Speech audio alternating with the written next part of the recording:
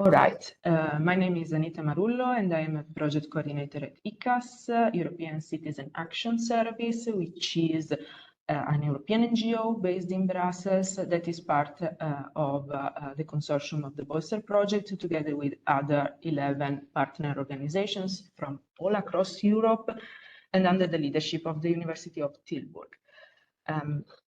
So I guess most of the participants may be already familiar with our events and with our policy dialogues, but for those of you who attend them for the first time, Bolster stands for Bridging Organizations and Marginalized Communities for Local Sustainability Transitions in Europe. And this is a project funded by the Horizon Europe program of the European Union. The aim of the project is to research and understand how marginalized communities are affected by Green Deal policies, as well as to involve them in decision-making related to the just transition can increase the acceptance of the transition plans. So this is the fourth of a series of 10 online regional dialogues, which aims to focus on mostly on the target regions of the project. These are regions that are going through the Just Transition process, are recipients of the EU Just Transition Fund, and we also try to foster some cross-regional comparisons. So though we have a regional focus, we also invite experts from other target regions and also regions that have been through green transformation in the past. So the focus of today is mostly on Belgium and more specifically on the region of Hainaut, which is going through just transition. And we'll have also experts working more at national and international level. In preparation of the dialogue and to have some inputs from our attendees in the debate, we have shared with you a Slido questionnaire that is still available on Slido. If you have not responded yet, you can do it now and during the event. And you can just log in with credentials that you will see shortly in the slide. And Savannah, you can go to the next slide, perhaps. So we have already the credentials. So you can log in on slido.com or using the QR code that you see here with these credentials. And if you still want to change or add anything to your response, you can do that also after submitting that. So without further ado, now I will give the floor to our first presenter of today, who is Jessica Clement from the School of Management of the University of Liège. And she represents indeed our partner in the Bolster project in Belgium. And she will give some insights on the research work in the region of the Hainaut and generally on the Bolster field work. And so please, Jessica, now the floor is yours. Thank you very much, Anita. So hi, everyone. My name is Jessica Clement. I'm a researcher at HEC Liège, which is the management school of the University of Liège. And today I am going to present some findings from the fieldwork that we have done with marginalized communities in the province of Hainaut in the region of Wallonia in Belgium, and notably from 3 districts, Charleroi, Mons, and Tournai. And it's just interesting for you to know that in Belgium, these are the only 3 districts that are eligible for just transition funding. And then together they represent one of the regions out of 7 that we study in Bolster. Next slide, please. Okay, so as I already mentioned, this presentation is going to be about the fieldwork that we've done in these 3 districts, so Charleroi, Mons, and Tournai. What did we do? What is the activities that we did for this fieldwork? We had a couple of different activities. The first were semi-structured interviews. So these were one-on-one interviews between myself and an individual coming from one of these so-called marginalized communities, as we call them in the Bolster project. And so we had 16 of these interviews throughout the region. And then we also had a series of multi-actor forums. We call them MAFs in Bolster, including a photo voice, which I'll get to in a moment. I'll give you some more details about that. And throughout our MAFs, we reached 42 different participants throughout 5 different MAFs. And so altogether, we engaged almost 60 people. These people are coming from a series of target communities. So first, we worked with women and youth. And so for these 2 communities, all of the 7 case studies in Bolster are also focusing on them. So we can do some slight comparisons at the end.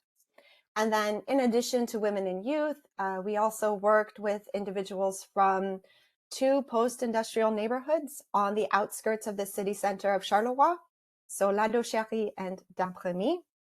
And these regions are interesting to study for the just transition because when Wallonia, the region of Wallonia, was at its industrial peak, these neighborhoods housed a lot of workers and their families.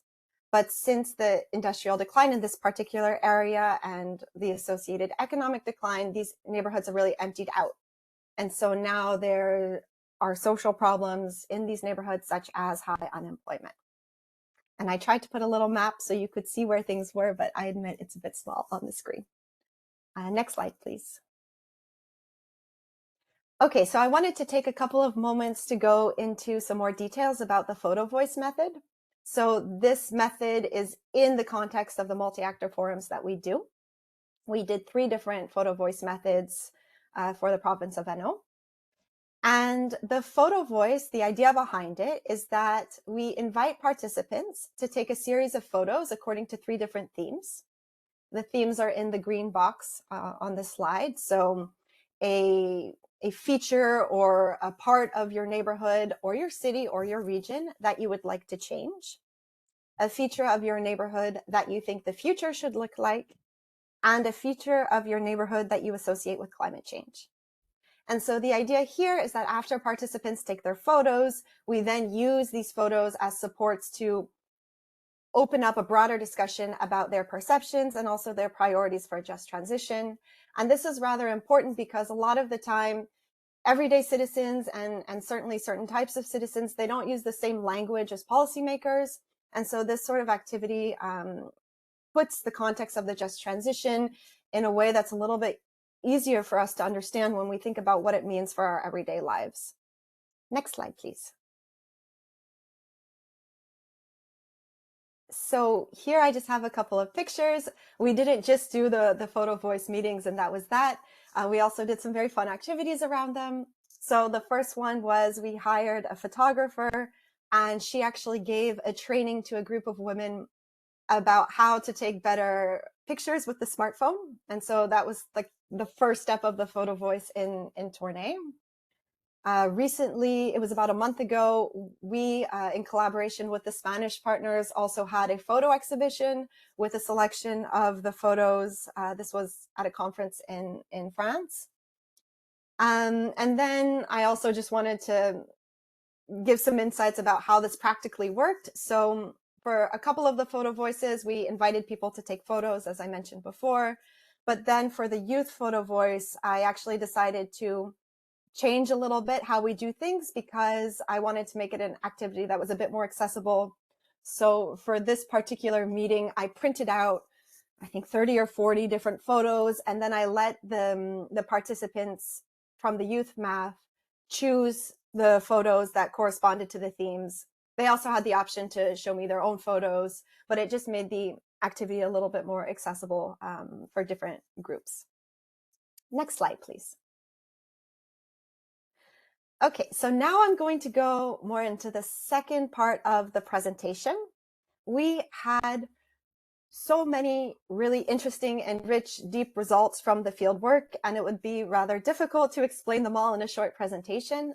So my strategy here is not to focus on everything that we found, But what I'm going to do is talk about 3 key themes that emerged from our research, which are collective challenges, barriers that are in place that prevent people from overcoming these challenges, and then the third one is perceptions concerning the just transition and a just future. And so after, I'm going to go into a little bit of detail for each theme, so you understand the kind of things that emerged associated to this from the research we did. And then I'm going to try and loosely connect the themes using one example each to give you a very basic storyline that emerged from our research. And the idea here isn't to be completely representative. It's really one storyline that came from the research, but it's rather to show why, in the context of a just transition, participation is so important. And hopefully it will set us up nicely for the presentation that comes after by Amalia that talks about the next step of our research. And of course, the the roundtable, the discussion that we'll do with our invited speakers who will share some best practices of participation. So hopefully this will make the link. We'll see how it goes. Next slide, please.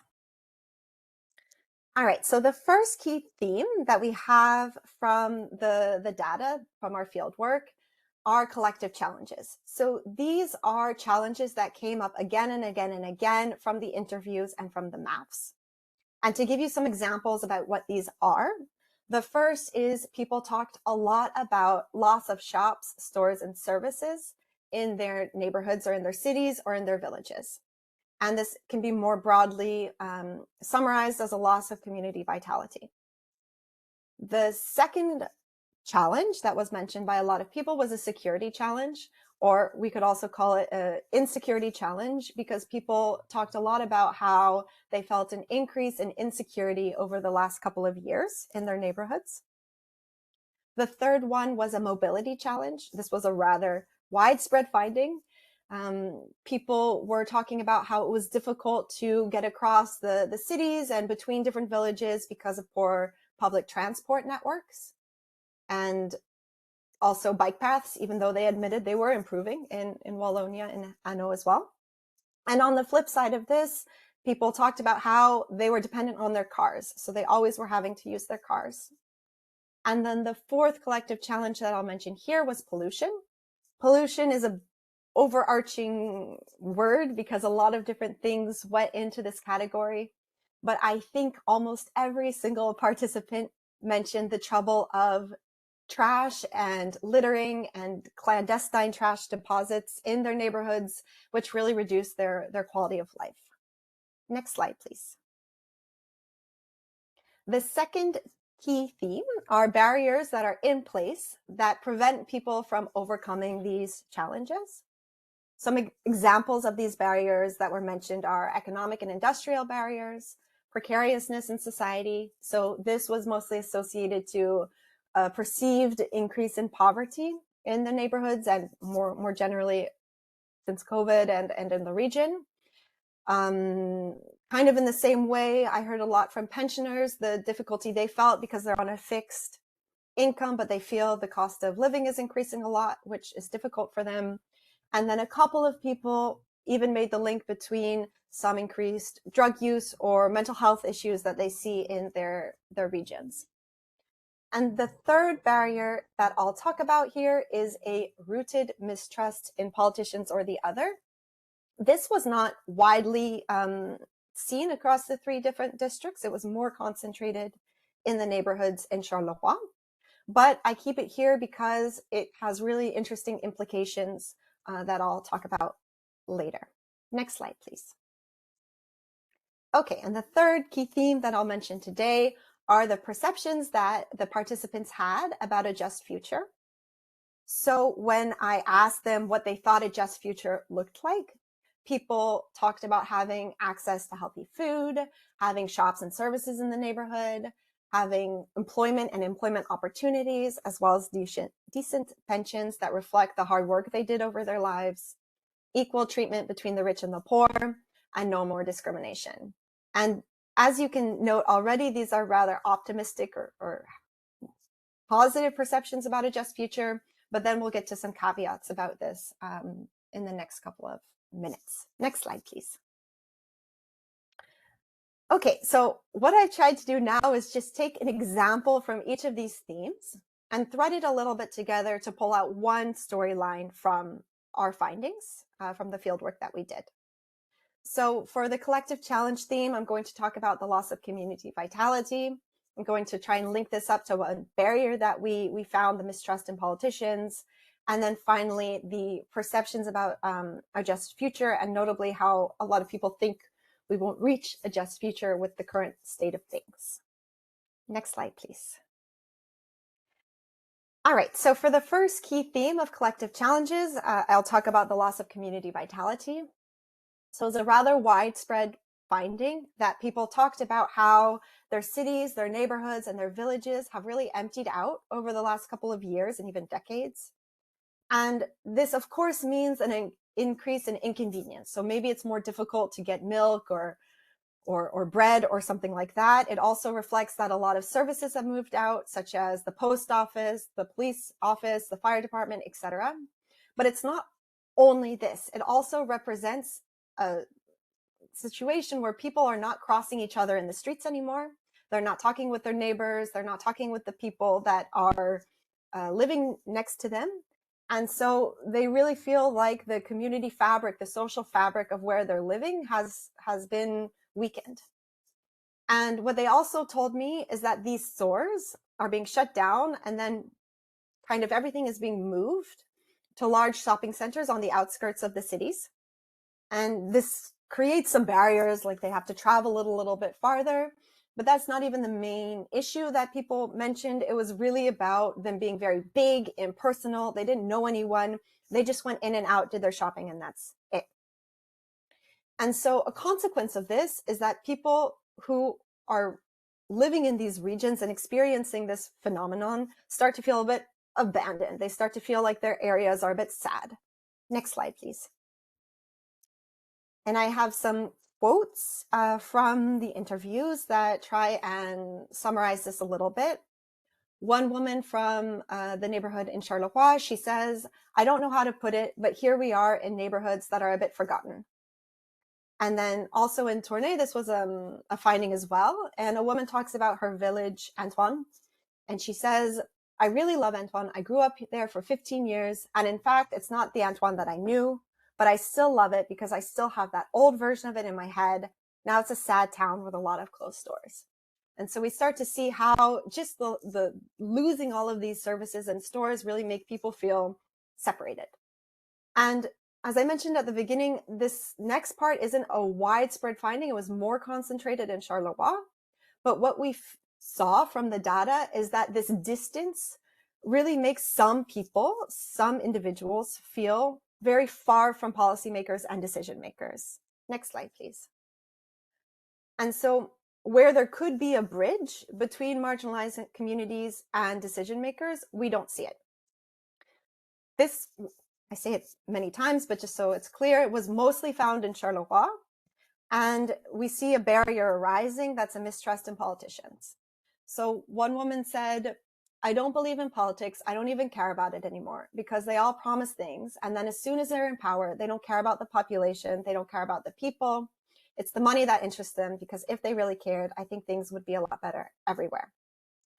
And this sort of sentiment had two consequences, we could say, that I found from the data that reflect both the issue of climate change and then also the issue of participation. Next slide, please. So the first consequence was that the majority of people I talked to really believed in climate change, and they believed it was a very serious issue. But the few people who didn't believe in climate change made their link between not believing in climate change and mistrusting politicians. So one person said, it's a different person than the previous slide. They say, "I may shock you, but personally, I don't believe in it. I don't believe in global warming. I think it's another big trick to get us to pay more taxes and tighten our belts even more." Next slide, please. And then the second consequence that is due to this kind of distance between marginalized communities and decision makers is more related to participation. So there was one really active woman in Dankami, and she was always going to public meetings and things like that. And so she explained to me one time they were doing renovations, like a road works in her neighborhood. And they actually, I mean, they had participation. They had a town hall meeting about it, and she went.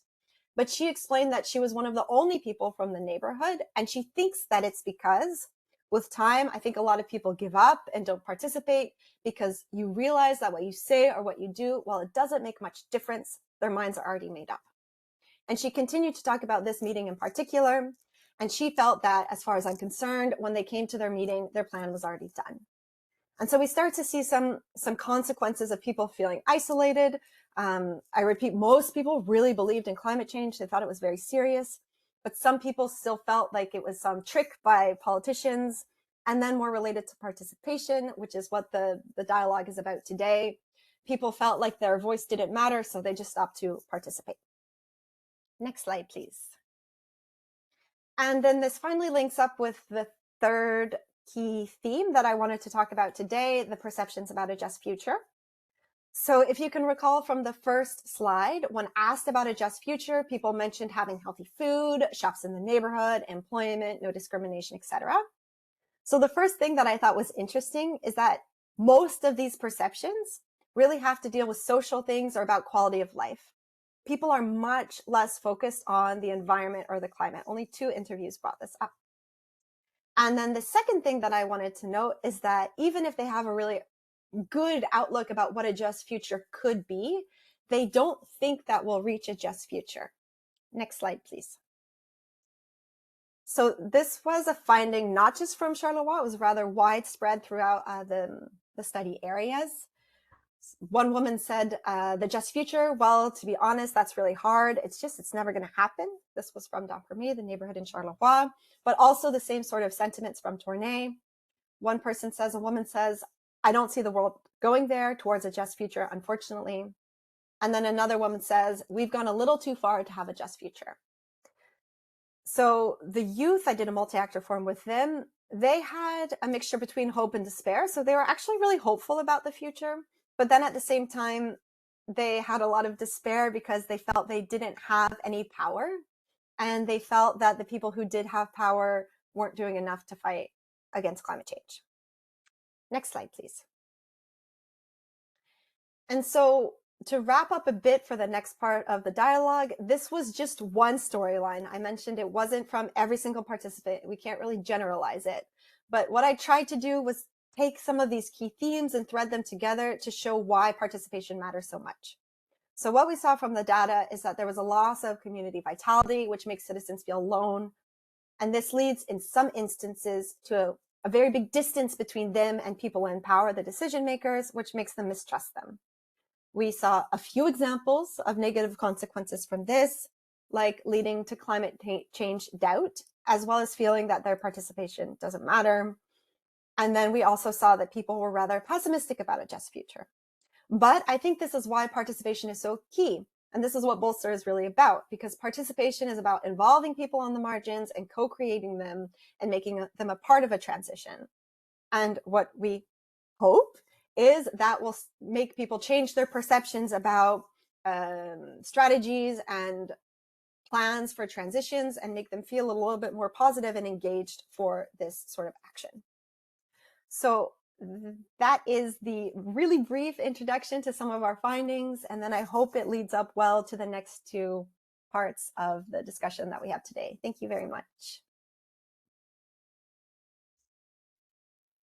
Thank you very much, Jessica, for this comprehensive presentation. I think it gave really a great picture of what Bolster is doing, what are the challenges that are often affecting marginalized communities, and of course the challenge of empower them and also to make them see the results of their participation, which is it's really the main issue. We will have some minutes for question after the second presentation. So I will go directly, I will give the floor directly to Amalia Podlaseska from Culture Goes Europe, which is an organization based in Germany who developed the so-called Reactivate campaign or reactivation initiative for the Bolster project. So please, Amalia, the floor is yours. Yes. Thank you, Anita. Thank you, Jessica, for your previous presentations. I think it introduces of our projects and processes so far.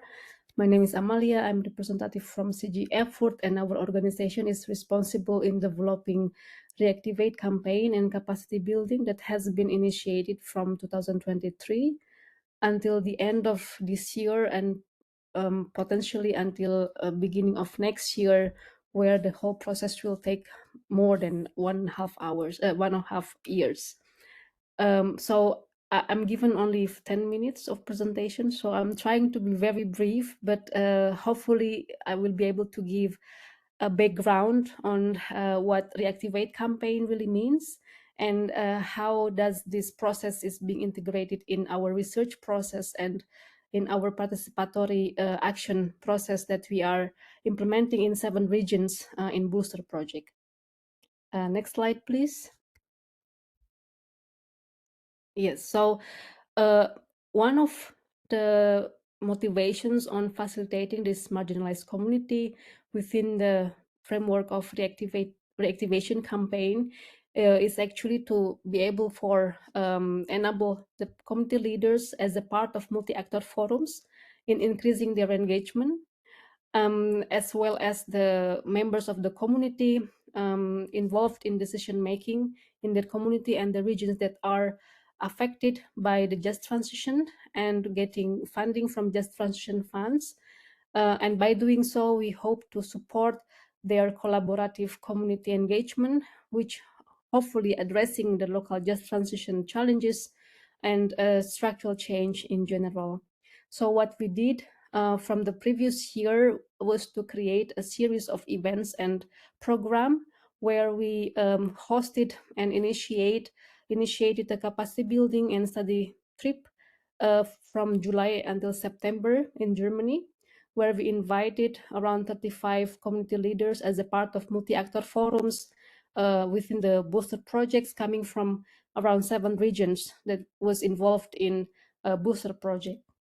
So we started with August 2023 as a roadmap, open call for our multi-actor forums, and coming to that is the implementation of the capacity building and training course and study trip itself in Germany.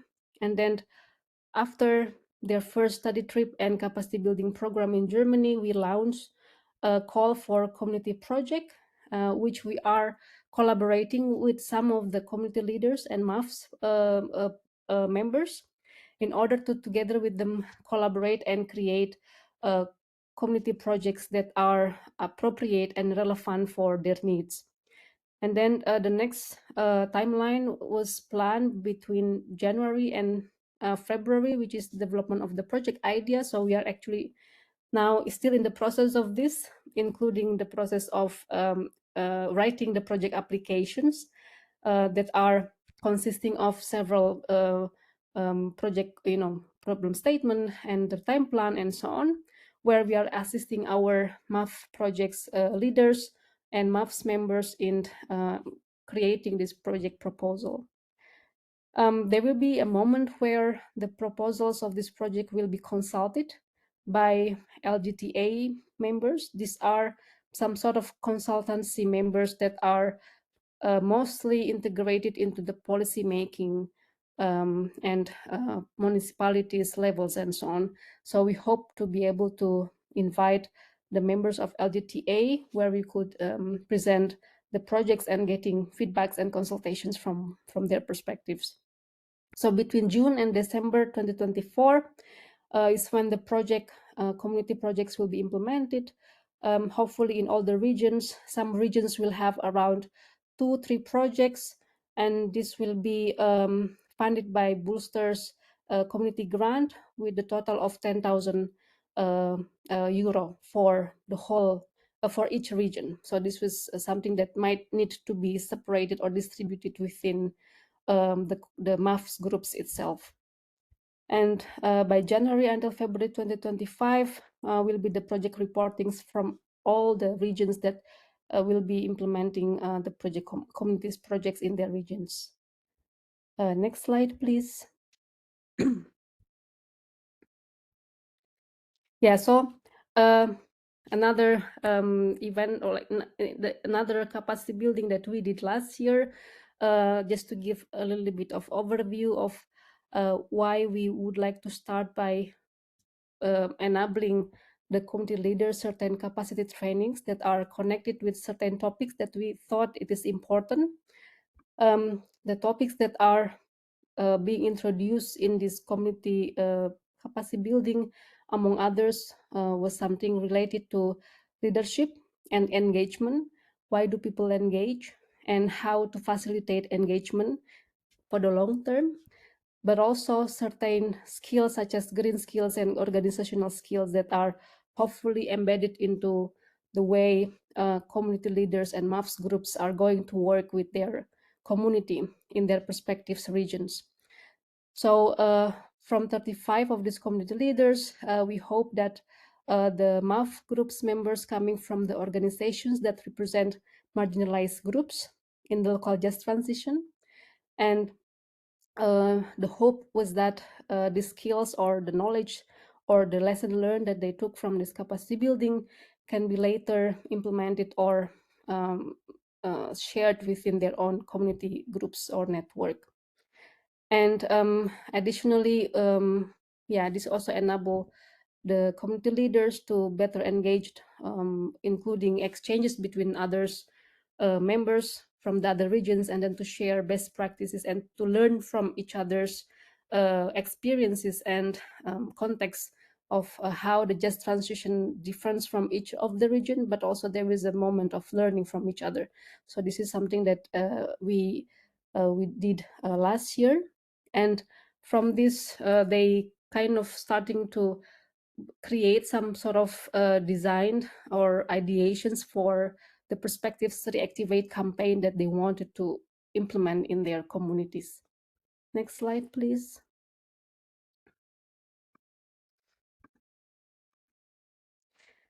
Yeah, so some of the activities that we did for 5 days in the capacity building, we have series of trainers that are implementing and introducing them to certain engagement skills activities, some of the methods of participatory methods, and even understanding on green skills for organizations, and being introduced within the just transition as a framework to navigate this complex change process in their communities.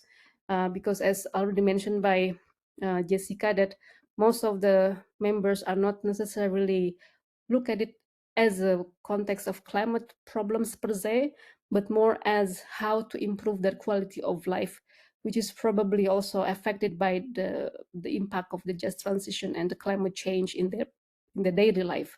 So we would like to kind of frame it in the way that this whole engagement needs to be very relevant to their local needs and to their own motivations. This is something that we did for our capacity building. And then the next slide. In the next slide, please. Yes. And after our capacity building, no, sorry, previous one. Yes. So after our capacity building in Germany, the next step, what we did was to invite again the community leaders and the members of multi-actor forums to Germany, where we visited 3, 4, 5 several cities that are connected or impacted by the just transition, either as the community that were impacted directly during the coal phase out, but also the community around it that are and that are enabled by the just transition funding, and also to see how others communities are basically dealing with their changes. That's the reason why we took them to Berlin, for instance. We also took them to Halle. We took them to Erfurt, but also another small towns like Pudelwitz or Zeitz, where they can see the change that were caused by the just transition. And also in this phase, we enable our multi-actor forums to create a bit more concrete plans for their Booster Activate campaign, because the idea was that after this, they have to already work with their MAFS groups in their respective regions. Next slide, please. yeah, these are some of the examples of the projects. Of course, what is challenging is really to understand the relevancy of this framework of just transition, but also in enabling the community to take over the process for the long term. So it's really important for us, for them to understand why they want to do this. Because in the long term, if we were to feed them with something that we thought it is important for them, but they don't see any relevancies, it would be very difficult for them to carry on this process until the end. But on the other hand, we want to frame these examples of the projects within the frame of the Green Deals or just transition. It might appear that the series or the examples of the projects are quite limited, but this is something that they can see themselves being connected to. So some of the examples are, for instance, community gardening or neighborhood garden development, where they can do this within their own communities, but they also have to learn on how to collaborate with the other organizations. For instance, they also have some ideas on creating the training program for new green skills development to teach another youth or social workers on understanding what does green skills actually means. And another examples, for instance, in supporting community center in promoting sustainability, energy, and just transition, so a bit more into the educational framework. But also there are some projects which wants to focus on creating local festivals or events on community engagement in order to raise the awareness of the green transition and the climate change in general. So these are some of the examples that are going to be implemented by some of the regions. Next slide, please. And as well as certain engagement activities for young people, because most of the regions are working with specific target groups, so mostly women target groups, young people target group, but also people who are specifically impacted by the just transition in their region. So it's very heterogeneous, and on the other hand, they totally have different needs on what they want to implement in their projects. However, the focus of the overall campaign projects will be related to the green transition, to the climate change, to energy transitions, and also the structural change around just transition. Next slide, please. So some of the questions that we often raise during our let's say focus group discussion or interviews or findings that we often found during the discussion with others, let's say partners, but also within our conversations with the MAF groups, is really to understand how to get out of these organizational ivory towers and how to really identify those who actually need the support in just transition. There are a lot of ways on how to do it. We try to first identify who are the marginalized groups, which is very difficult because in order to identify that organization, we first have to define what does it mean by marginalized group. However, what we can see is that, first of all, the motivations of these groups is very important factors for them to be engaged in the long term.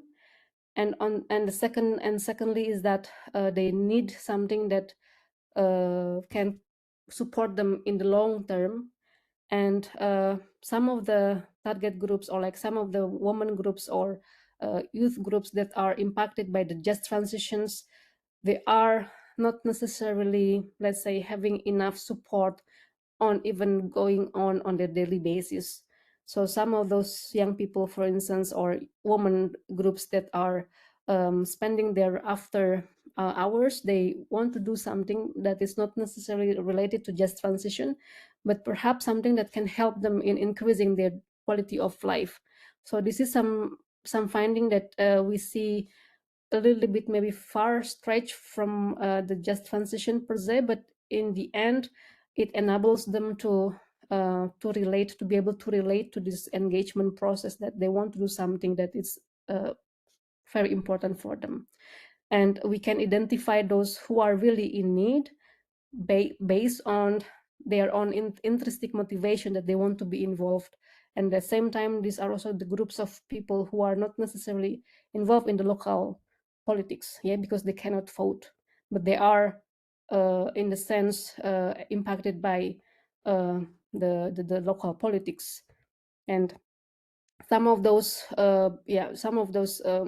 groups are basically also very much isolated from what is happening around them. So to bring them the space and to enable them voicing their need is something that very fundamental for the groups. Next slide, please. And also another question is there any existing capability of these marginalized communities to help them envision the future? Can they dream? Do they dream, and how do they make it happen? Is there any link of their dreams to the green transition? So we also found out that in some of the focus group discussion that we did in the small towns, the main challenges is that they don't have enough active group of people. So it's very difficult for them to initiate something because simply there is not enough people, because some of the regions are in the very shrinking populations. And also they are experiencing extreme brain drain, where a lot of young people are moving out from these regions. So the first question is always about who I can find in order to collaborate. And then starting from that, then they can find some sort of local networks and to create something that very small steps in measure. So they will start dreaming small, basically, but in order to have it realistically implemented. And this is always the challenge on meeting or on finding people who are really wanting to do something. And then if you go to the next slide, I think this will be my last slide for the presentation. In building the trust and long-term engagement strategy, what are the expectations and the plans concerning the pilot projects that is initiated by the Bolster? Because it is a very, let's say, short moment. We have only like 1 year of pilot projects, right? But the question is always what's going to happen afterwards. So you come here, you bring us some activities, initiations, but then then after this finish, what we're gonna do, right? So it is always about, okay, do we able to give the prospects of perspectives of the long-term engagement even after this project ends? Do they have the capacity to do that afterwards? So this is something that we also have to find out during this reactivation campaign in this year. One of the example that we have here in Germany, in one of the cities that are impacted by the just transition, was to invite exactly this, we call it the superpower community. So basically the people who are very active in their communities, but they are not connected otherwise. So we try to have them coming together and really to understand within this context, what do they want to do, how we can do this, and within this time frame, what do we want to achieve in order to, in order for us to enabling or to achieve our goals. So this is some sort of first steps that is very much needed in the community that are very left behind from the effect of the just transition. So we are going to have this by the end of this month, and let's see what's going to happen afterwards. I'm really curious on how people will respond to this type of call, but there has been showing some interest and willingness to collaborate and really to do something together. And the first, let's say, the first thing to do is really just to, to ignite this intrinsic motivation. So this is something that we try to do. And hopefully this will also enable them to see the long perspectives after this reactivate campaign. Yes, I think that would be my presentation. I hope I make it in time. Very happy to receive any questions or discussions afterwards. Thank you very much. Thank you, Malia, for for this presentation. Indeed, yeah, I think it covers a lot of issues already. So I will go directly to the questions from our public. If there are any, you can either type in the chat or raise your virtual hand that is at the bottom of your screen. So if we can take a couple of them, as we are running a bit late. But...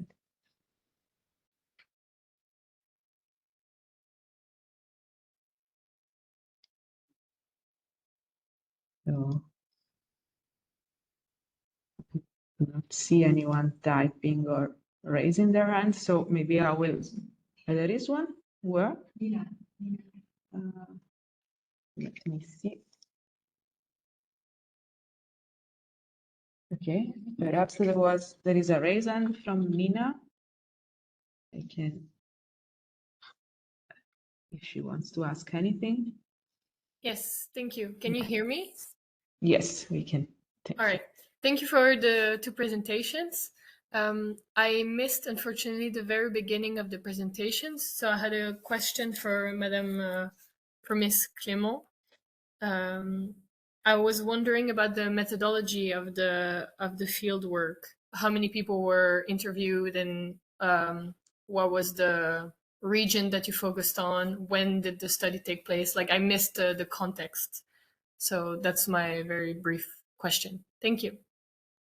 Yes, and I think a couple people missed the context, so it's not a bad idea to remind everyone. Thanks very much for that. The field work took place between October 2023 and it's ongoing. So the last activity that we did was in March of 2024, so just last month.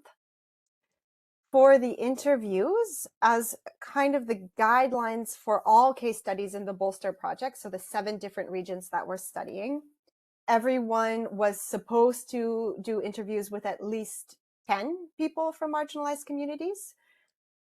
For Belgium case, we did 16, and I think a lot of people, I don't know for sure, but I have the impression that people didn't just stop at 10. If it made sense to keep on going, they did. And these interviews were done in Tournai and Charleroi. Mons, the district of Mons, is also in our study. It was very difficult for me to make connections in Mons, so they were not in the interview phase. After, we also had these multi-actor forums, or MAFs as we call them. So far, we've done 5 different MAFs, and these MAFs have been throughout the 3 regions, the 3 districts. So we've touched a little bit Tournai, Mons, and Charleroi. It depends each time how many people participate. It can be, I think our smallest one was 6 people, and our biggest one was 10 or 12 people. It depends a bit on the context. And out of these 5 different MAFs, 3 of them were in our photo voice method. So the idea behind the photo voice is that we invite participants to take some pictures according to different themes. And then we use these pictures as support in our discussion. And so it kind of breaks a little bit the formality of a interview guide or meeting together and talking about a list of questions. We can discuss some of their preferences and priorities in a little bit more of an organic way because it comes up through the photos that they take. And I think the approach that we had for Wallonia is more or less in line with what the other 6 case studies are doing as well, to my knowledge.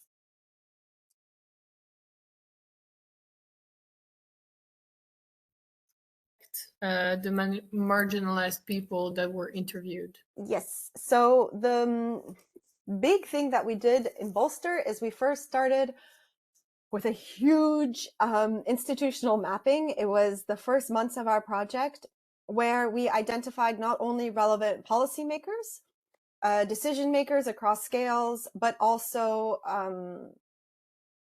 from using the territorial just transition plans and also just from using other plans or our knowledge about the region, we started to pinpoint some relevant civil society organizations that were active in addressing questions that are also in the question of the just transition. It was a huge, huge, huge effort. From there, we grouped all of our findings together, so across the Bolster project, and we identified a lot of the same communities coming up. In every single case study group, if I'm not mistaken, we had women and youth. So we decided that it made sense for a little bit of consistency across our project to focus on these two different groups. For women, we really wanted to have an intersectional approach, so not just looking at women, but we tried to look at maybe women immigrants, women who are single mothers, women who are youth. We tried to find some angles that might lead us to get a more deeper understanding about some problems that people are facing. And then we decided that it would be interesting if each region, each case study could also choose a local context. We call them a local context. And here, why did I choose the neighborhoods? Well, it's a big story, so I'll try and reduce it. But really, I wanted to focus on Charleroi because I had a good contact in Tournai for women. And at the time, I had a good contact in Mons for youth. So I said, I want to make sure Charleroi is covered. I started to do some research about Charleroi, and I found these two neighborhoods. I went to visit them, and they made sense to study for the context of the just transition. The people themselves, I always worked with civil society organizations or micro-organizations as an intermediary between the people.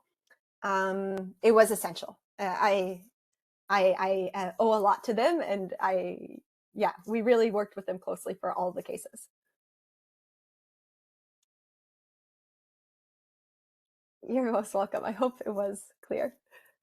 Thank you, Jessica. I think we need to move on now. So I will ask for the next slide, and we go to our panel discussion with the other speakers. So besides Jessica, from whom we have just heard, we have Valérie Sonneau, who is a climate advisor for the Walloon Ministry for Climate, Energy, Mobility and Infrastructure in Belgium. And then we have Marie Sonnet, Head of Participation and Climate Project at Forum des Jeunes in Belgium again.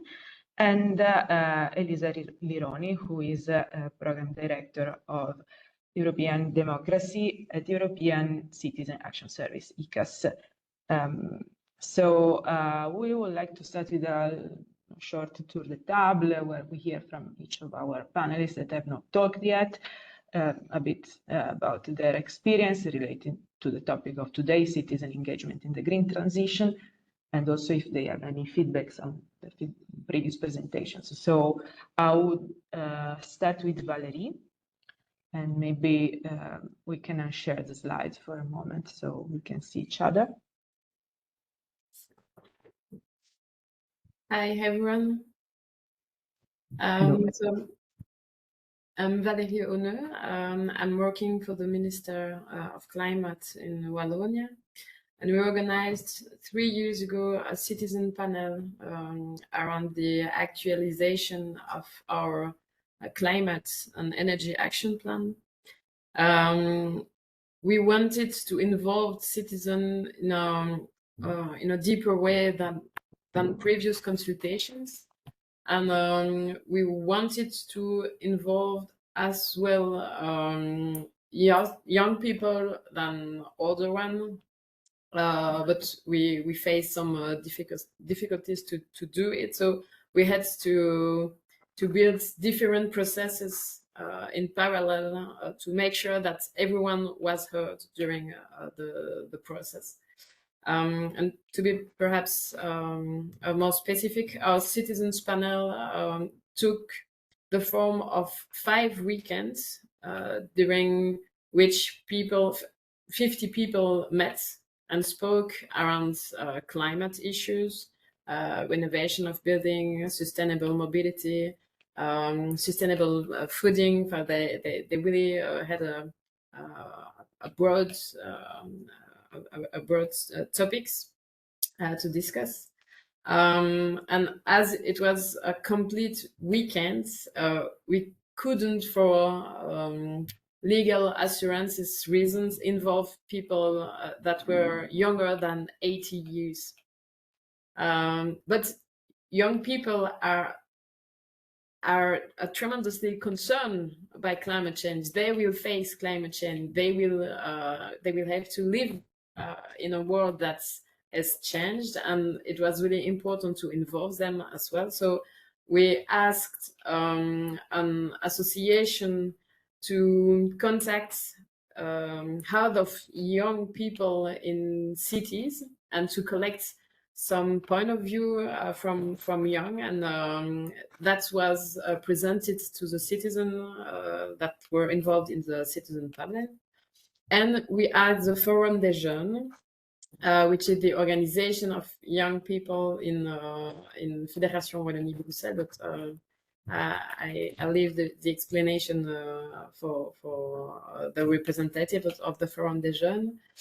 We asked them to collect also the point of view of young people and their suggestions of specific actions that should be implemented in Wallonia. So a first focus for young people. A second focus was to people who are more vulnerable because they have no jobs, or they have low income, and they are not used to take part in such processes. And as it took part during COVID, we had to organize the 2 first sessions as webinars, and some of our participants had no computers. So we provided them electronic devices to make sure they could connect to the webinars. And someone went to their home to show them, okay, this is how it works, because it was really important to have also their point of view. And still on this focus for vulnerable people, we asked des experts du vécu. I would translate it as experts of the living. They are people who faced in their life at one time, at one moment of their life, they faced vulnerability or social exclusion, and now they're in charge of speaking of it and representing people with vulnerabilities, and they're not trained, but they're able to do so. So it's easier for them to take to speak in a group of people and to express what is the reality of vulnerable people. And we were also we had also concern for some specific group of people, such as farmers, because it's not so easy for them to leave the farm 2 days every month for 5 months to take part in such a process. So we tried to choose the dates of the weekends so they can join. And we had also a concern for single parents, which are more concerned by energy precarity in Wallonia. I suppose it's not just in Wallonia. So we proposed to them money to pay a babysitter while they took part in our citizen panel. Well, I'll stop perhaps here, so I leave the floor to others, but I'll answer the question. It's great pleasure, of course. Thank you so much, Valerie, for sharing this initiative, which I think it's very interesting to see what's going on there at the regional and national level, and these initiatives are very, very important and interesting to us. So yeah, you mentioned indeed that you collaborate with Forum des Jeunes, so I will go give the floor now to Marine Sonnet, who is working for participatory project at the Forum des Jeunes in Belgium. Please, Marine, the floor. Good morning, everyone. Yes, so I'm Marine Sonnet from Forum des Jeunes. So Forum des Jeunes is the voice of young people aged between 16 and 30 in the Wallonia Brussels Federation. So it's the French-speaking part of Belgium. And we are also the official advisory and representative body for young people who speaks French in Belgium. The main goal of our organization is to put youth participation at the main level of priorities for politicians. And so we did a lot of projects around participation and climate. The last one that we did is the one that I work on. It's this one. So it was a project focused on the region of Brussels because it was asked from the Minister of Climate and Participation and Environmental project in the region of Brussels. And so the main point of this project was to know what young people think about mechanism about citizen participation. What do they know and how do they want to be involved in it? And in the regards of climate change. So they wanted to see how young people want to be involved in climate policies, but also in participation mechanisms, like citizen panel, for example. So we asked around 400 young people from Brussels for their opinion, and we did this work with a Flemish organization. So they asked around 400 Dutch-speaking youngsters as well. So because Brussels is a two-language region, so we needed to do it with another organization. And what we found was not really surprising, because we found that 60% of the youngsters that we interviewed by a survey or some meetings, we had 6 meetings with like 15 youngsters. So 60% of them think that they cannot give their opinion on climate change policy in Brussels. So it's a huge number. 60% of youngsters think that their voice is not needed in the dialogue. So it's a really complicated issue. We also found out that around 30% of them think that citizen participation processes are not effective and are not really having an impact on policy making and politicians. So someone talked about mistrust for politicians this morning, and this mistrust is really something that came out of our consultation. But they don't trust the policy making, but they also want to meet them. And so like 70% of them want to speak directly and have citizen panel with politicians and citizen, and not just only citizen that doing a work and then will be sent to politicians. They want to have a discussion about climate issue directly with them, because they see politicians and policy making from far away. And so they are thinking that they're not included in the process. And so being in a room, in a discussion with politicians is really important to them, and is a way to see that youngsters can be included in the discussion about climate change and climate policies. And the starting finding of our research was that 60% of them are not informed at all about citizen participation mechanisms. So they heard of it, but just heard of it, and they don't know that maybe in their town or in their region there is a lot of mechanisms that are going on, and so they cannot be part of it because they are not informed. And the response to that is school in the main is the main result, that they want to be informed in school about climate policies, but also how can they be involved in it, and so how they can participate. And so there is school for the main point, but also social media. They want to have information, but also like maybe an app where they can like have a survey or a poll when they choose like yes or no about topics related to climate change.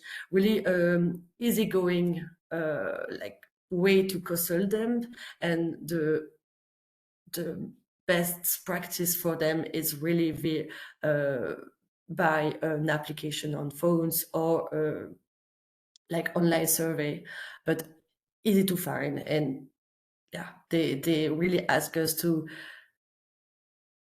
do the inverse mechanism, so not them that are going to the citizen panel, but the citizen panel going to them in school and on social media.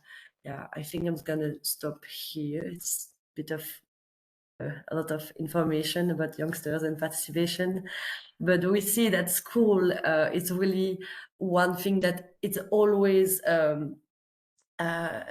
coming at the like first answers to their non-participation in the social dialogues. Yeah. Thank you, Marina, for sharing these insights on the youth perspective. And we now move to the international level, and yeah, I will give the floor to Elisa for presenting her activities. Okay, thank you, Anita. And it was very interesting to listen to all the presentations already. And it was interesting for me to also hear how participation is always linked to also trust and distrust in government. So I thought that that was a really important point. So I'm the program director for ECAS on European democracy, and my expertise is really on digital democracy. So how can ICT basically allow citizen interaction with their governments, with their politicians, with their representatives in general. So we've been implementing a lot of different projects around e-participation mechanisms, and especially on crowdsourcing mechanisms. So in the past few years, we implemented a very big project with a sister project linked to it, in which we basically crowdsource citizens' opinion on air quality in their cities. So we implemented this crowdsourcing in 10 different cities all across Europe, including Athens, Riga, Tallinn, Lisbon, Burgas, Budapest, also here in Brussels, also in Montenegro, and also in Germany, so Berlin and Amsterdam. So as you can see, we really went across Europe, north, south, east, west, and we had this crowdsourcing in 4 different phases that allowed citizens to give their contributions online. And in the first 3 months, they basically had to tell us what their challenges were around air quality in their cities. So what are their daily problems with pollution? So it's as simple as that. We analyzed those results, and then we came back with a second phase, which was, now that you've told us your problems with air pollution, can you tell us what your solutions are? So what would you like to see policymakers actually implement as solutions to your daily problems around air quality? In the third phase, we analyzed those solutions, and then we had a sort of e-voting mechanism in which each city had to select top 5, top 10 solutions that they wanted to actually bring forward. And then in the fourth phase, we actually co-created a text, let's say a legislation kind of policy paper, in which the 10 top solutions for Europe were then brought to the Commission and to the European Parliament. Now, when we asked them to actually tell us their daily problems with air pollution, they came up to us with recommendations, problems, challenges, recommendations, and solutions that were meant to be at the local level, could have been at the national level, and to the European level. we did not insist that they had to decide which level it was for. That was our job. So we actually had some of the local solutions then brought up to local ministers. For example, here in Brussels, we managed to get Minister Alain Marron, who is actually the minister for Brussels for both participatory democracy and for environmental policies, so that he was really perfect. We had him as a patron. Since the beginning, we tried to get some sort of political willingness from him to implement then citizens' recommendations, and we did a sort of handover in a final event in order to get him to commit in his last year of policy making to get into consideration these recommendations. Now, as for numbers, we had thousands of citizens in the different phases. In the, let's say, first phase, there were more people because obviously it was very easy for citizens to give their challenges. So we had actually with the outreach reached around even 45,000 people across Europe. Then for the actually giving contributions, it was around a few thousands. And then the same thing in phase 2. And then, of course, less in phase 3, where there was the e-voting, and then less in the co-creation. So the co-creation reached around 1,000 people. So you can see that obviously we filtered out also people who wanted to participate more in an easy way, just giving their challenges. And then the co-creation was really working with the European Environmental Bureau here to come up with the text, which is a bit more complicated. From this experience, we actually had 15 lessons learned. They're all also on our website. If you want, I can send out the policy paper. I'll put it in the chat below. And in case you want to know, we had 3 different subtopics of challenges and recommendations. The first one is around the accessibility, of course, of the interface. So how user-friendly was our digital platform with all the recommendations there, and how it is important to complement the digital with the offline. So we actually ran a lot of campaigns offline. We had our volunteers on the streets asking people to contribute to the platform. And we also had like some sort of alternative, because with people with disabilities, we had to make sure that, you know, they could send us an email at least, so that we could send in the forms on the online platform. So a lot of these recommendations are around accessibility, inclusiveness, digital divide, etc. The second big recommendation category that came out was, of course, participation. How do you ensure that these people actually want to get and to collaborate with us, but especially with policymakers on making recommendations? So we had a lot also always around strategies for accessibility, inclusiveness, so making sure that no one is left behind, but also specific communication guidelines that had to differ from different countries, because there's also a very, very different culture of participation. You cannot compare how people in Estonia actually participate to people who are in Germany or to people who are in Greece.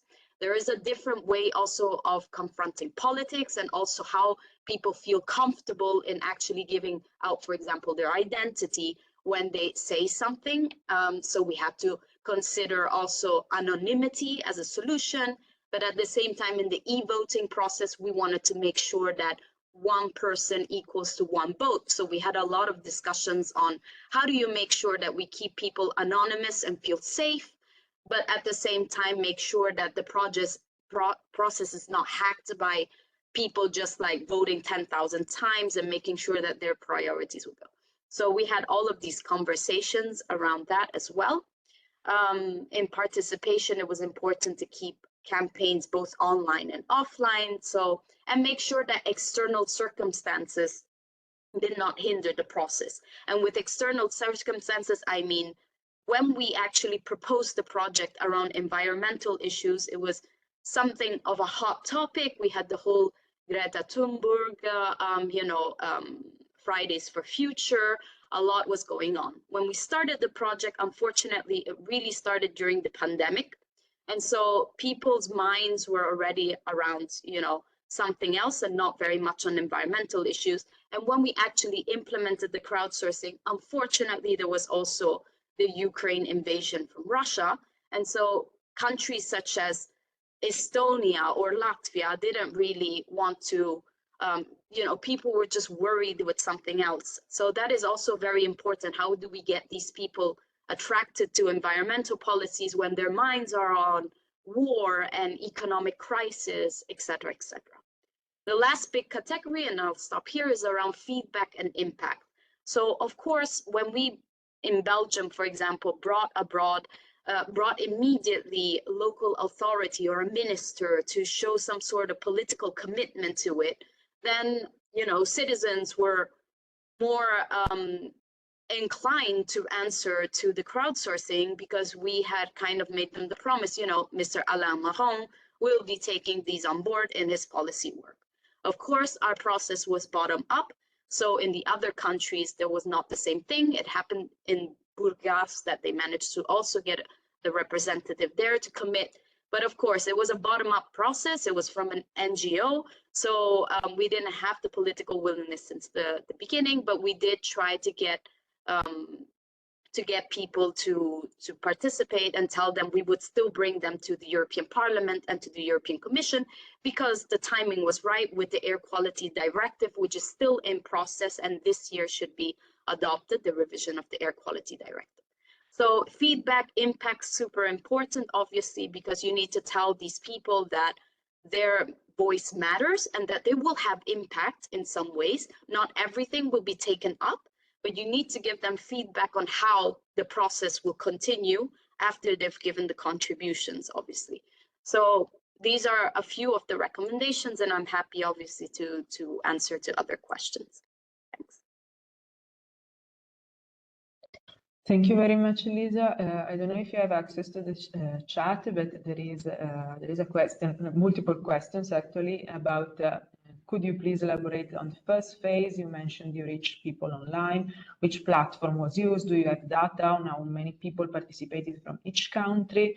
So I don't know, maybe the easiest could be to share our report. Yes, I think that the easiest would be that I will link in the chat, like, yes, this is one of the publications, but the project came up with other publications also from the consortium.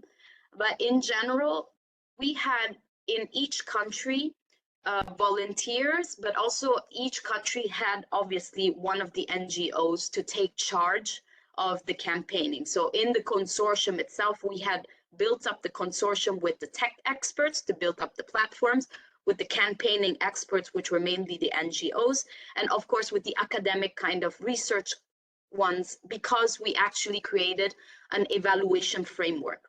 Because the point was also to come up with some sort of way to define the success of these crowdsourcing. Because in my research throughout these years, I've seen that even if you have citizens' assemblies, consultation process, how do you actually define that e-participation enhances the quality of European democracy? There is no way, there is no universal methodology to say, okay, this has led to this, and this was kind of an improvement to our democracy, right? So we also created, through the more academic and research part, evaluation framework, which we then applied to our crowdsourcing to see if we could actually say that this was successful according to the criteria that we have. So we also have this, and who took over the process. So as I said, all of the NGOs, some were paid through the project, obviously, but we, for example, we needed to find multipliers. So we had a communication strategy in which we gathered other NGOs here in Brussels, like Chercheurs d'Air and other ones who were interested in air quality, who helped us, for example, disseminate a bit of our campaigns also through their networks. So it was really, and we went to schools as well. So we had some really nice workshops in which we co-created some recommendations with schools in Brussels, and then we brought them on the platform saying that this was a common thing. So yeah, a lot of information there. Thank you, Elisa. I saw that there was a question like before raise hand from a participant from the European Youth Forum is still the case. In case you can take the floor. Hi, can you hear me? Yes, I think Yes, so. okay, hi. It's good that I actually waited for the second panel because my question is also related to what was said now. My question is, so I've heard about the second part of the presentation where there was all of these projects really aiming to map a bit what was the citizen engagement, what was missing, and so on. My question was there at some point for any of the project or the research made an outreach to policymakers, and especially within the context of the upcoming elections, on any measure or any awareness on them on this? Because I'm also part of the European Youth Forum, so also as a youth organization, we have been advocating to policymakers on the importance to engage in general young people, but also citizens in just transition sustainability work. For some of them, it's more easy to understand that it is really important and the positive impact and so on.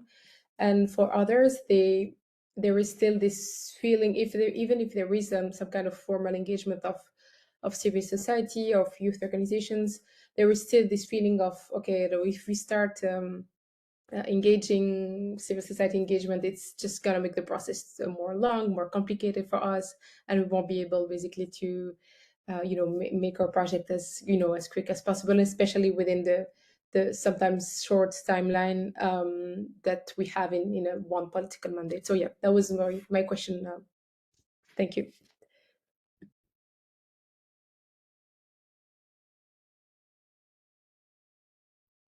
I might answer this one. So for the From the Jeune, we for the project that Valerie was talking about, we had a good practice that in the project we made 89 recommendations about the use for the PAC, so the plan for climate in Wallonia. And so we had a response like here from the minister about our 89 recommendations. So they did like a response for each of one of them about what they are planning to do and what they think about the one that we made and if it's going to be implemented or not. So it's, I think, one good practice that we made. And for all of projects, after the publication of the report, we always meet with politicians and just talk to them about our recommendation and what is important for the youth. And we have a good discussion, and it's always good to know that for the election context, they are going to take that point of view in their program for some of the party, because we did a huge project in 2023 about youth, like really about youth, what is to be a young person in 2023 and it was a lot of topics, and climate was one of them. And so we met with a lot of politicians before they published their program. So it was good to know that it's a discussion beforehand and not after them. And we are going to meet them after the election to see how government plan can be in our direction for the youth also. So yeah, I don't know if it's answer your question. Thank you very much, Marine. And yeah, I think we can now move on to our panel questions that are also questions on Slido, to which our participants can respond. So I will ask to my colleague to reshare the screen briefly and go directly to the Slido question. Yeah, there were some slides before. Okay, we can go to the first question, so to the next slide as well. And if you want still to respond, there is the QR code and the credentials here in the slide. So yeah, we see that we have already some answers for the first one. Yeah, I will be very brief on this one because most of the respondents has already given hints, but yeah, the question is, are there specific groups subject to marginalization in your region or country, and how are they affected by the green transition process? So perhaps Valerie or also Jessica wants to very briefly complement what it was said before and mention the marginalized groups that you identified as mostly affected by let's say climate change issues. And yeah. So who wants to take the floor first? Maybe Jessica, do you want to say anything? Sure.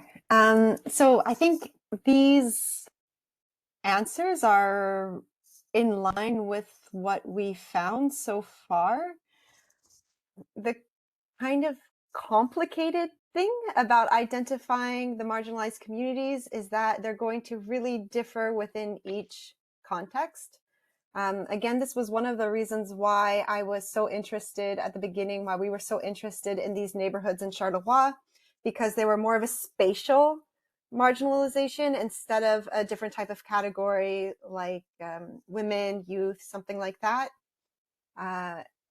And so because of that, they're either easier or more difficult to target. To target them, they're not just going to be like, okay, we invite women to a forum. You really have to go to this one area and engage with them.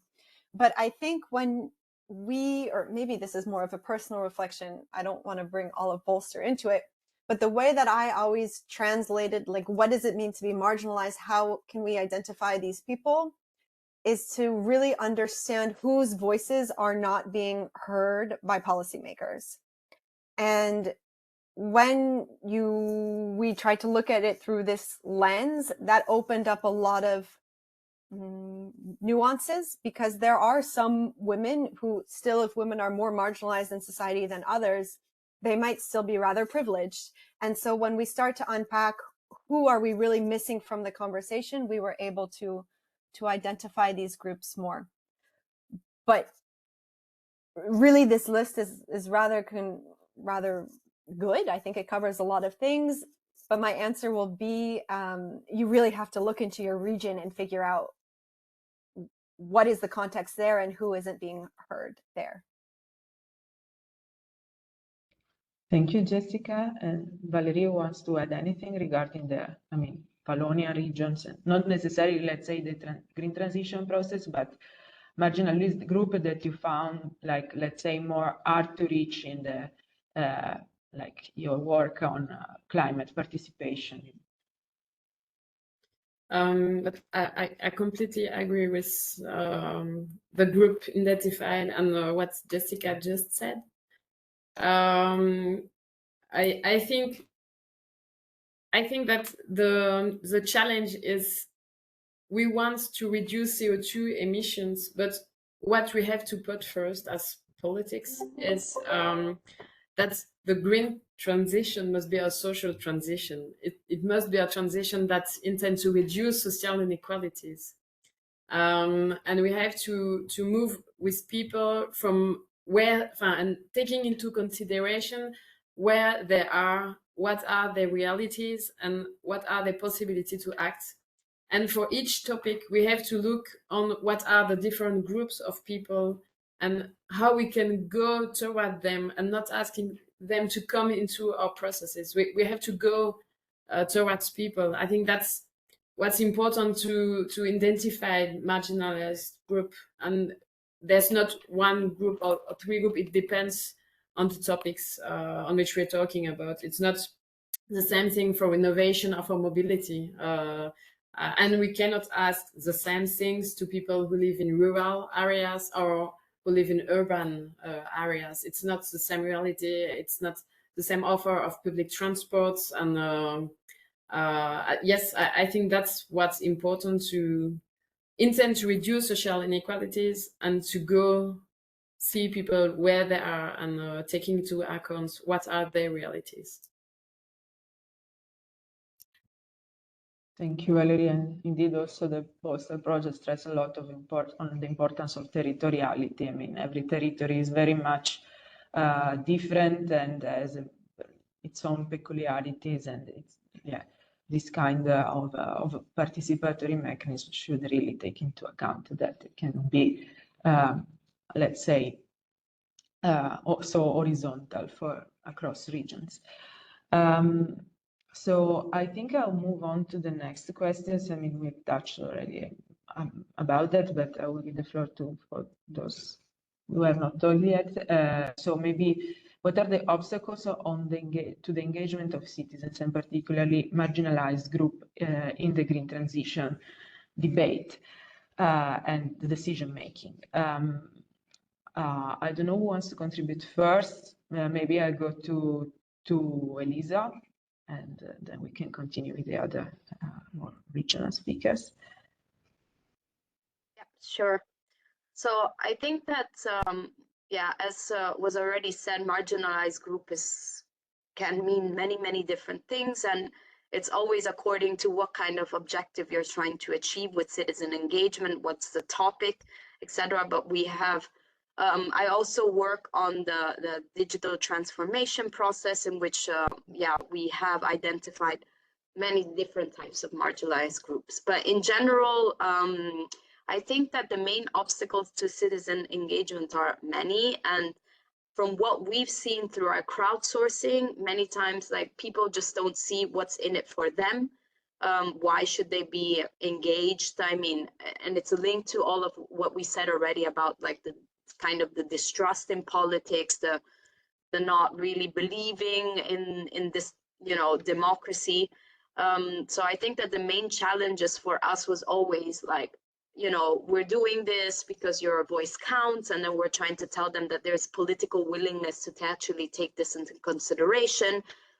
So I think that that's the main obstacle that we find when we're trying to get people to join the crowdsourcing.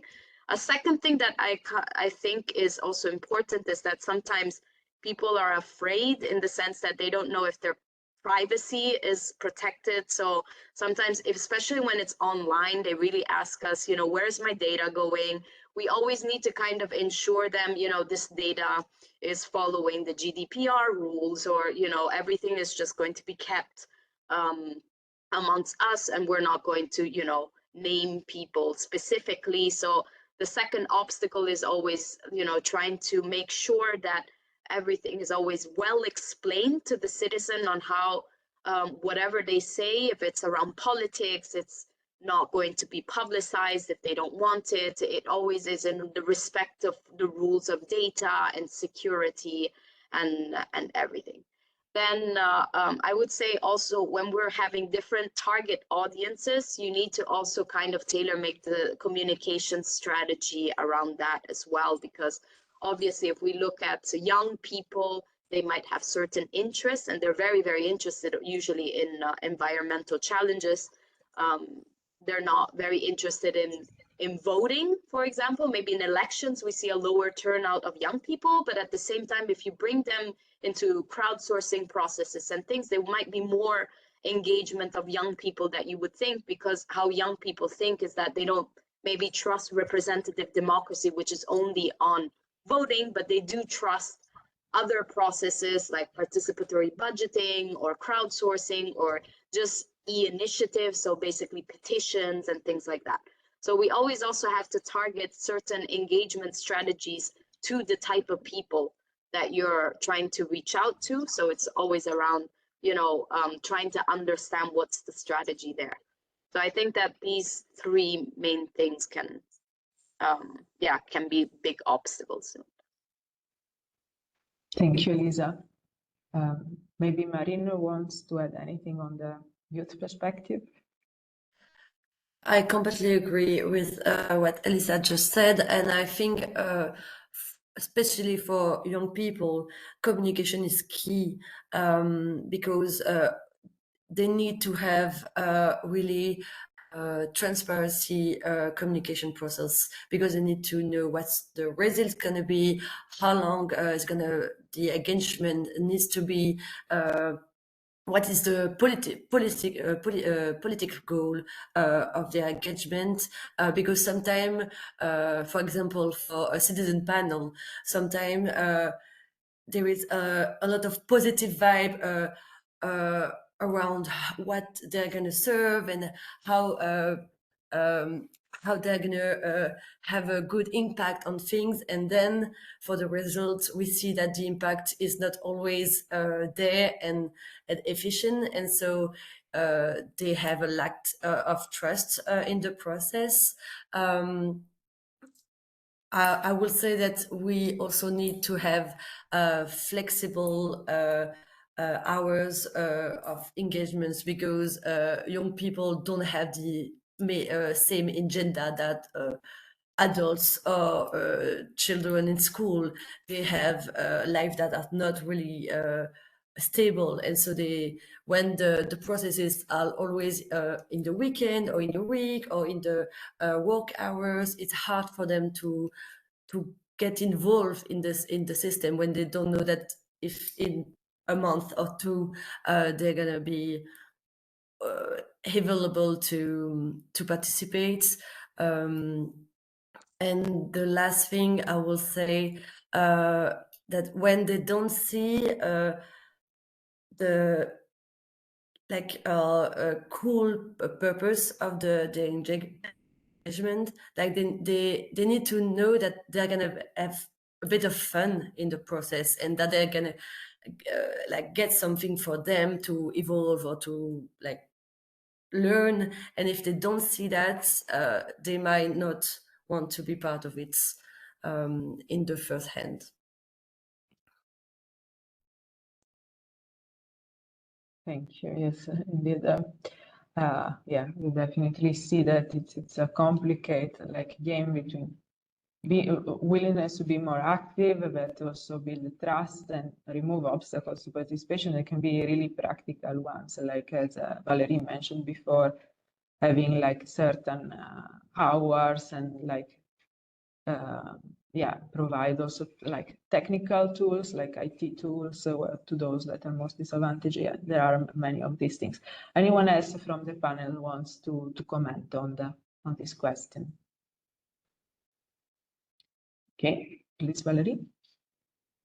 Perhaps to add some concerns, but really internal.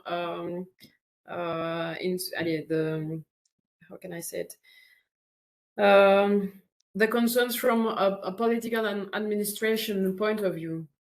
There are not a lot of process that has been done with a higher level of engagement of citizens around climate. We consult at every action plan, but it's a consultation. It's a traditional consultation. It's on the internet or perhaps with some phone calls, but it's not something with physical meetings, with multiple meetings with the same people. So there's not a lot of experience in the administration. It's something that must be supported. We have to provide tools to people working into the administration, and we have to, I think it's important to inform also people working and counseling the ministers, because we're part of the decision too. We also have to build a culture and saying, okay, it's not time consuming, it's not money consuming, such a process. It's an investment. It's an investment into the future, into trust between citizen and politics and administrations. And we have to build a positive view on such process. And with sharing conclusions of different processes, we can also show how it has improves political actions and political decisions, because perhaps it's something that is lacking in actual processes. We do not show the positive impacts of the process and also to other other states or administrations or regions.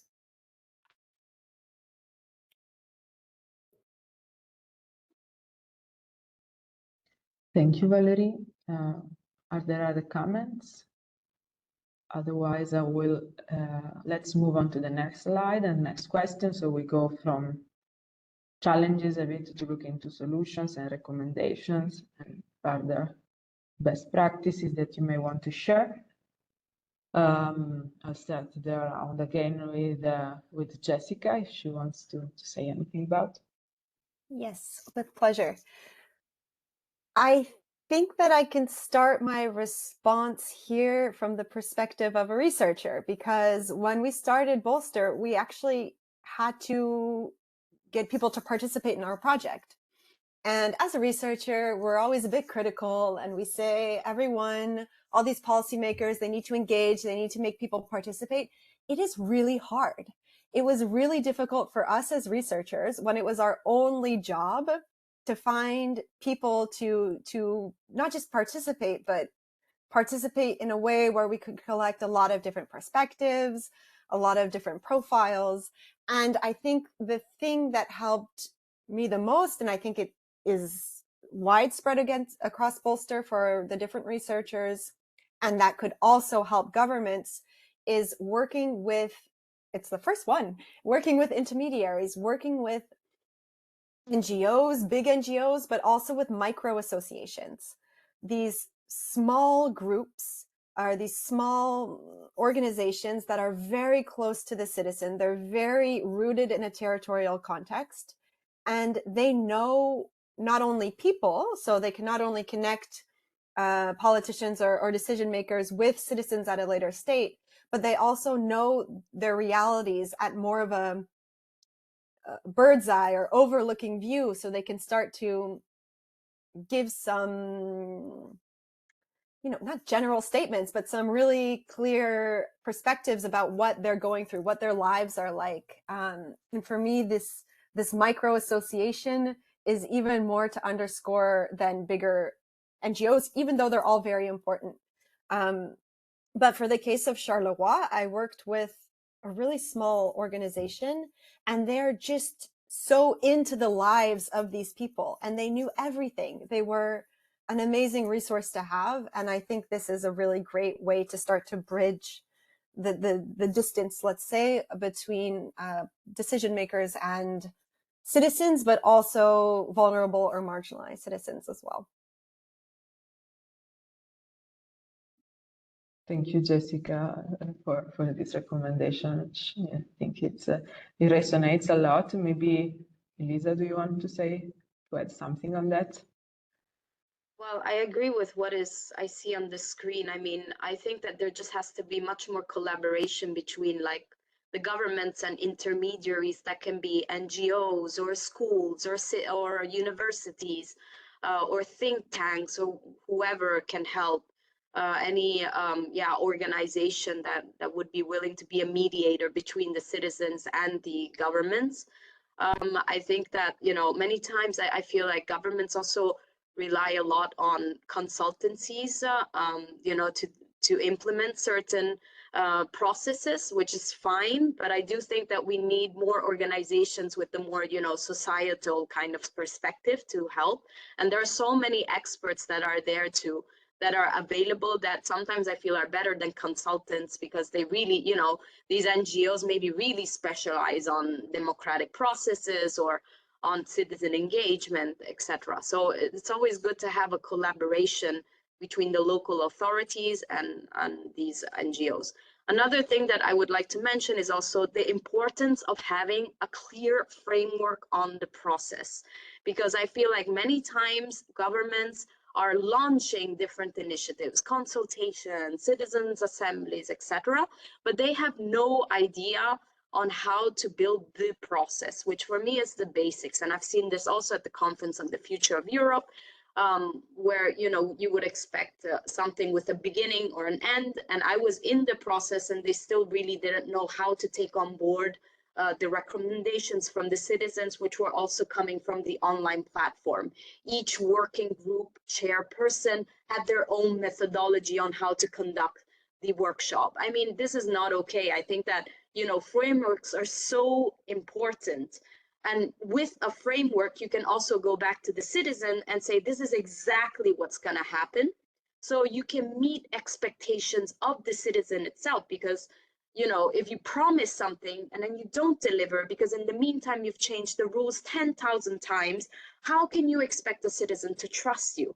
And it's all about that. A citizen does not expect you to take all of their contributions. They know that that's not, you know, feasible. But to understand how the process is going to happen, that is so important. And really, I can't stress that enough, because I've seen too many, you know, let's launch this just so that, you know, we're part of the trend and we just show citizens we care, when we actually don't, because we're not showing them actually then how they're going to impact. It's not going to work. It always backfires. Then citizens are not interested anymore, because, you know, the first time they've contributed, they've seen such a disappointment that they're not going to waste their time in the future. So I think that, you know, the importance of framework, as I said, and also the importance of having expert mediators that can help the process. These two things I mentioned. Thank you, Lisa. And that's also indeed what Bolster is trying to achieve, also to have measurements and framework, toolbox and indexes in order to assess, how the government can be more inclusive and provide the guidance. And I think this is something that we may discuss in our next events. Anyone else wants to add anything? Valerie, maybe, has any other comments on this question? I completely agree with Eliza, and we were really concerned during our process to be clear from the beginning to the end on, okay, this is what we're asking to you, and this is what we're going to do with it. And we came at the end of the process, at the end of the political process of adoption of the climate plan. We came to the members of the citizen panel with a document saying, okay, you had more than 100 recommendations, and this is what has been done with each one of them, and why it has been integrated or not, and how and where in the action plan.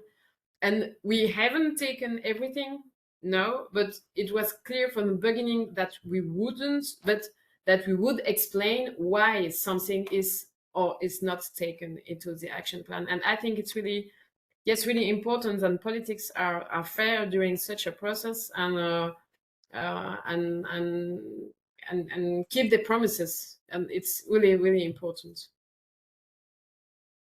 And perhaps another point that seems important to me, I completely agree with the proposals saying on how to overcome challenges, and from a political point of view, what will be important are the future rules of the European Union for the dependencies of states, because if we are asked to reduce our expenses and to make economy, or faire des économies, can someone help me to translate it? To save money. If European Commission asks us to save money, such processes are at risk, because they're considered perhaps not as important as something else, and supporting NGOs as well. So we really need to have European Union to allow us to provide such fundings to NGOs, to process and consider them as I said, as investments. Because if not, we will just be forced to cut them, and I think that would be a real big problem. Thank you, Valerie. And I will give the floor to Marina again, but perhaps I will also move to the next question. So maybe she wants to comment on both, and it's like more the civil society perspective. How can civil society foster inclusive citizen participation? If you have any virtuous examples, I mean, we have already commented many today, but yeah, if you want to add anything on that. Maybe I can share a good practice that we do. For example, so again, in the Brussels region, there is a citizen panel about climate. And at the first one, had like 10 young people, and they all live like they didn't follow up from the beginning to the end of the process because they didn't feel included in the processes, and it was hard for them to make up to be available at the time of the meeting and feeling part of the panel with a lot of people that were like feeling legitimate to be there. And so for the second one, they asked from the jeunes to help them to get young people to participate. So we decided to have 2 young people from our organization to be like a safe person for the other young people that were part of the panel. And it really worked really well because at each panel, they were there to talk with the young people before and after the session. If they had any question about, like, I don't know, a principle that were not really clear for them, or if they didn't feel safe or heard or legitimate in the panel with all the other citizens, they could talk to the other youngsters about it, and they kind of make a safe space that were really good for the younger people. And we saw that they almost all of them took part from the beginning to the end of the process this time because they were really like feeling part of the group, first in the group of young people, and then the group of young people was feeling empowered by the group, and so they feel okay to be in the citizen panel. So that was really a good practice. So again, we talked about it earlier, but having an expert from a specific marginalized group to help with the framework is really important. So we give our expertise to the panel, and we say, okay, if you want to have young people to participate, you need that, and that, and they listen to us, and this time it works. So yeah, it's just a good practice to share. I think it's answer one of the part of the question. Thank you for sharing indeed these aspects, and also of course, like, it's working with young people has its peculiarity, and this is like to make them feeling comfortable and enabled to take part. Of course, the expert support is key. Is there anyone else that wants to add anything on that? Otherwise, we can move to the okay, Elisa, please. Yes, I just wanted to add that in my experience with the Conference on the Future of Europe, I saw a really interesting dynamic, and I thought that it was a bit strange. So sometimes, well, first of all, I think there is always a lot of competition among civil society that sometimes needs to be addressed on how we can actually help each other more than, you know, compete for the same funds and everything and feel like we're against each other. So but in general, with the Conference of the Future of Europe, it was very interesting to see how when Ursula von der Leyen actually announced the conference would be citizen assembly, immediately civil society felt left out because, you know, civil society in the beginning was not included in the process of the Conference of the Future of Europe, because the mechanism that was used is citizens assembly, and in the name itself, you know, we're trying to reach out to citizens directly without any sort of, you know, mediators in the process, such as civil society. So civil society actually created a whole coalition in which we were part of, because we were like, we also want to give recommendations on these policies together with the citizens. How can we make this work? And we actually pushed to have seats then at the European, like at the Strasbourg, to actually contribute to the Conference of the Future of Europe. And then the argument of civil society was that civil society represents the voices of citizens. Now, me personally, and I think also the position of ICAS, is that That's not necessarily true. There are some citizens that are represented by civil society, which is fine. They can be members, they can be part of the discussion. And it's true that in some ways civil society represents citizens, but at the same time, there are also citizens who just want to have directly a voice with policymakers. So how can we have them together?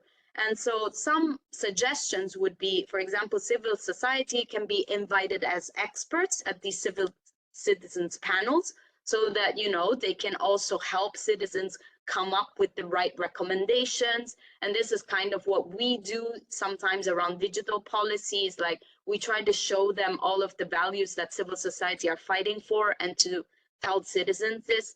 Then, of course, as a coalition, we managed to get some seats and also be part of the discussions at the more institutional level. But I mean, it's interesting to see how civil society can represent citizens and then can also be mediators, and how can they foster citizens' participation is also awareness raising. I don't understand why sometimes civil society are not also more in the communication aspect. I mean, we should be included much more also in raising awareness.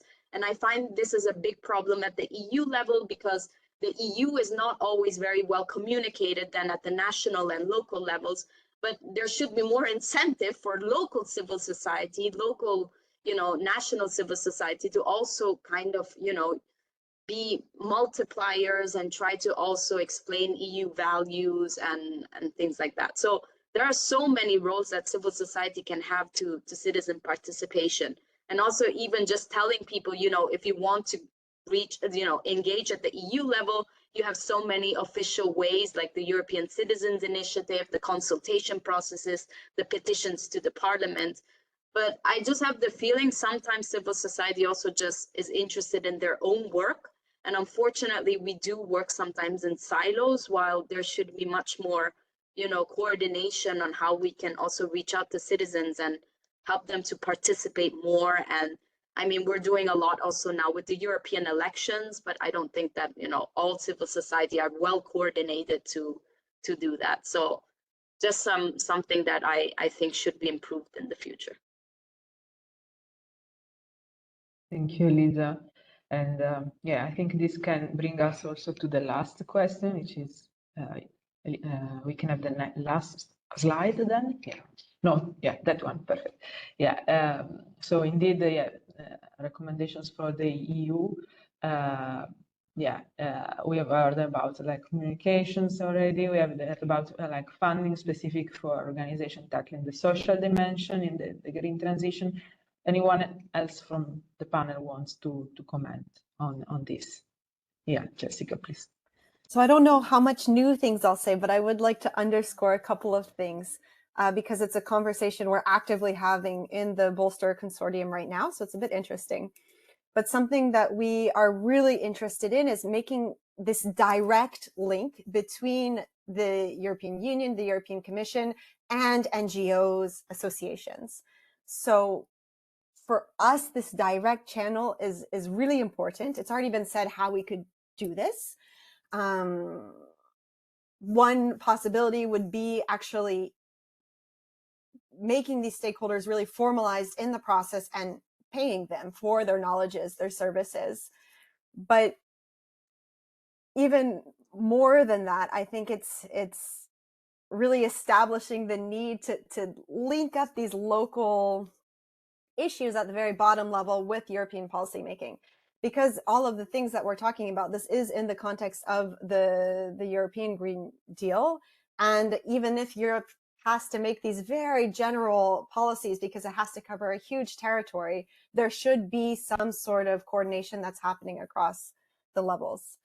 So I think this direct link with the associations, the micro associations, and the NGOs is really key. And then the final comment is along to what Valerie said, because the EU does have some mechanisms that are already in place. For instance, there's the technical support instrument where they give funding to help create the strategies for the just transition and other plans. But most often, not always, but often this goes to paying consultants.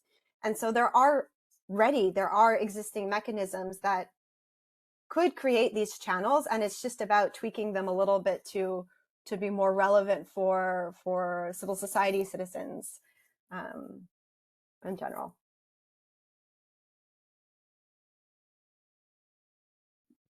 Thank you, Jessica. Any other contribution from our panelists on this point? No? Valerie? I see her now. Perhaps to come back on what I've already said, that EU must done process at his level as it has been done last year. I think it's really important that Europe does and show the example. And as I said, it should authorize member states, and it should push them to do it with tools, with everything that's said in the comments,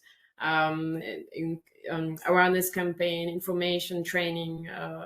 Europe has to be an example in citizen engagement, and show the example to member states.